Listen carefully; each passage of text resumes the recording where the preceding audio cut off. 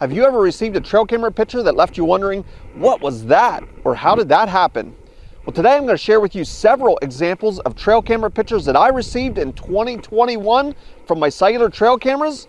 Now, some of these pictures were a real mystery to me. Some of them I had to dig pretty deep, and I think I found the answer. Other ones are still a mystery. Follow along, and I'm going to show you some examples of the cell cam pictures that left me wondering, what was that? Or how did that happen? A friend and I were fortunate enough to do some out-of-state public land hunting this year. Now, in preparation for this out-of-state hunt, we made a scouting trip where I took some Creative XP cellular trail cameras along on the scouting trips. Now, the great thing about a cellular trail camera is they can continue to scout even when we're not out there. Now, we were 300 to 400 miles away, but I had those cellular trail cameras working to see what was crossing different trails in different areas. Now, these cell cams did their job. Over the 6 months that we had them hung there, we got a lot of interesting pictures. It was nice to see the area as it transitioned through summer into the fall and then into early winter time. Now, not only did we get some great deer pictures, some of them were very scenic, but there were also plenty of predators in the area. And of course, it's always interesting to see what's going to show up on the trail cameras. But now onto the video at hand. We're going to start with a pretty easy mystery. Anytime you use a trail camera and combine the IR flash with an animal and movement, it's pretty interesting to see what the picture can come out like. In this example that I had got sent to me, the deer looks partially invisible. I'm not exactly sure how it happens, but it's interesting to see. You can make out the outline of the animal, but yet it can be that you can see straight through it, or you can see the background through the shape of the animal. Like I said, pretty easy to solve, and you've probably had this happen with your own trail cameras. But again, always interesting to me what turns up at that very instant when the camera takes that picture. You add a little bit of movement and effects of IR flash.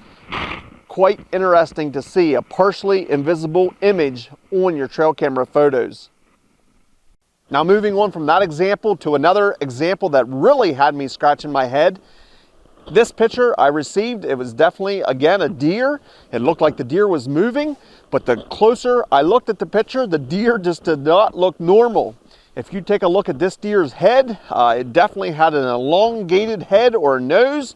It looked like maybe it was injured or some type of deer cross. It looked like a deer's body, but the head looked much bigger than a normal deer, at least it did to me.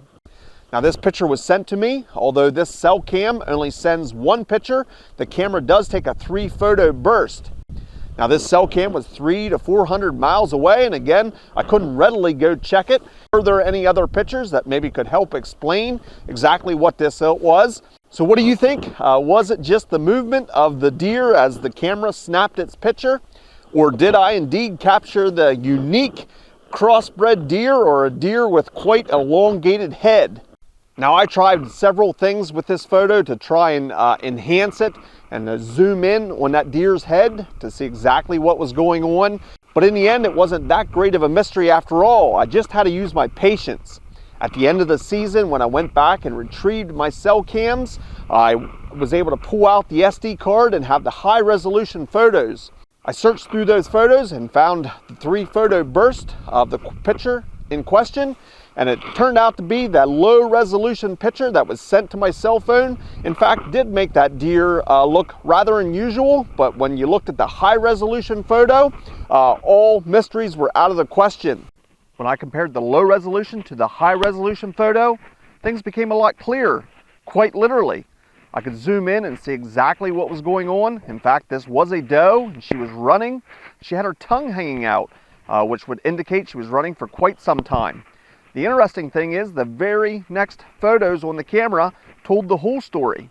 In fact, it was a dog chasing this doe.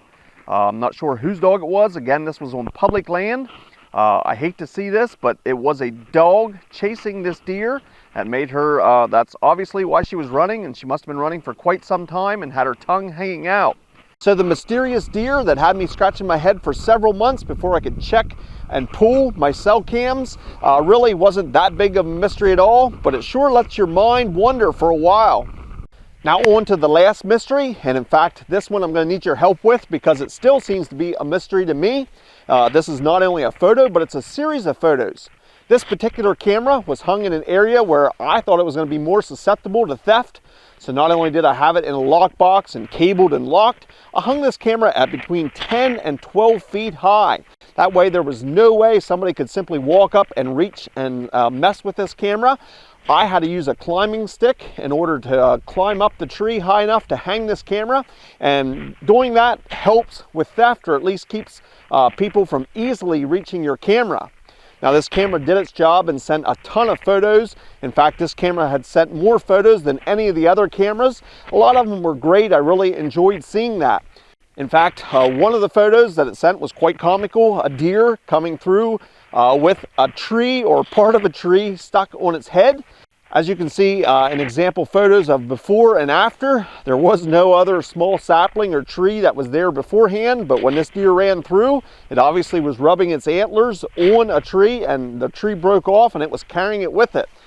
Now, while that was an interesting capture and I enjoyed seeing that, that was not the mystery that I'm talking about. The series of photos that I started getting was several weeks or a month into hanging the trail camera. I started receiving photos of something right up against the camera. Now I continued to get these close-up photos for several days or up to a week.